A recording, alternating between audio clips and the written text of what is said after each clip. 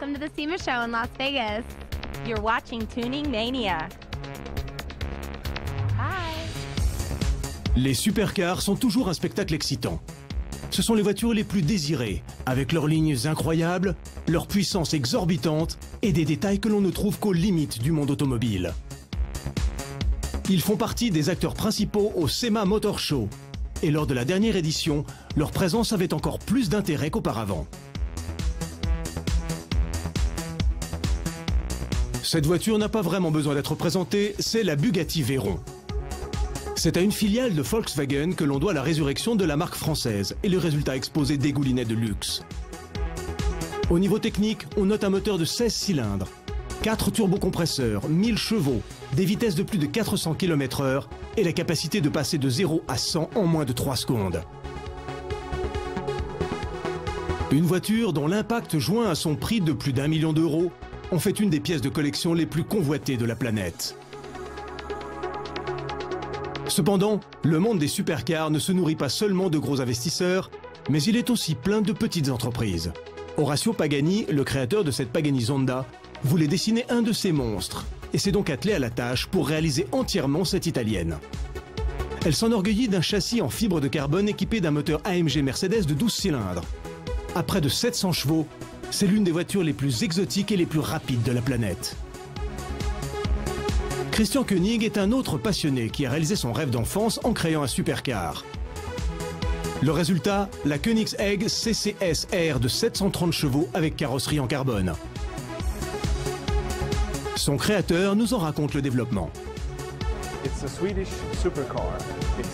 La Koenig est un supercar suédois, très extrême avec le châssis et la carrosserie en fibre de carbone.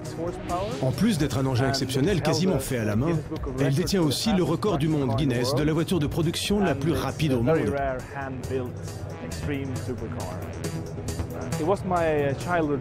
Mon rêve d'enfance, c'était de construire une supercar. Et donc, dès que j'ai pu le réaliser, j'ai commencé le travail. C'était il y a 12 ans et le premier modèle roulant est sorti il y a 10 ans. C'est-à-dire que cette version est commémorative.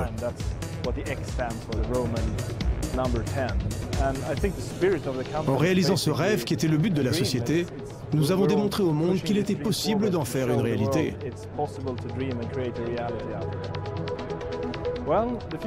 Il faut prendre le futur comme il arrive. Nous grossissons chaque année. Et mon but est de pouvoir demander dans 10 ou 15 ans à quelqu'un dans la rue de citer un supercar et qu'il réponde Koenigsegg. C'est ça mon rêve.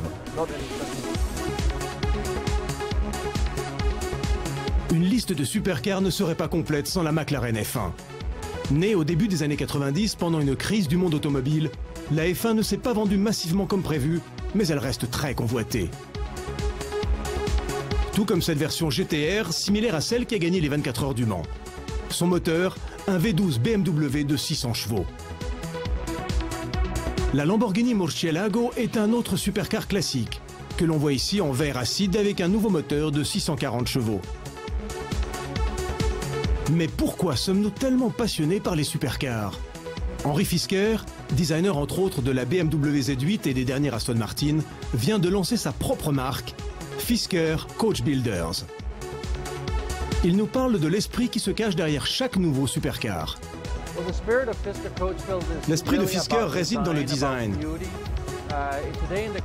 Il y a moins de voitures vraiment magnifiques à l'heure actuelle.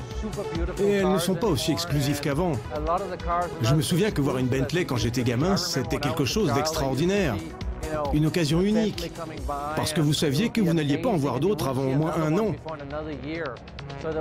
Nous avons réussi à recréer ce moment spécial et l'émotion associée à ces voitures en limitant notre production à 150 par an.